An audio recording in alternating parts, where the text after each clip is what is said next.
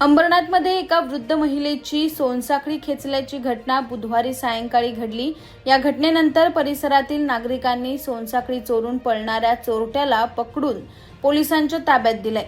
अंबरनाथच्या कांसाई परिसरातील जुन्या चौधरी हॉस्पिटल समोर बुधवारी सायंकाळी 7 वाजताच्या सुमारास ही घटना घडली आहे। या परिसरात राहणाऱ्या वृद्ध महिला त्यांच्या पतीसोबत इमारतीच्या कट्ट्यावर बसल्या होत्या।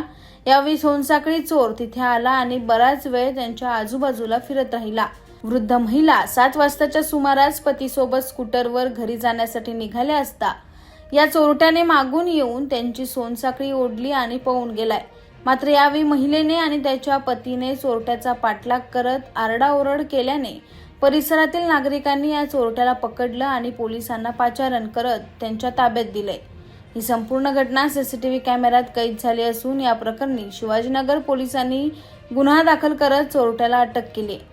या घटनेनंतर वृद्धांच्या सुरक्षिततेचा प्रश्न पुन्हा एकदा ऐरणीवर आला असून पोलिसांनी या भागात गस्त वाढवण्याची मागणी केली जाते।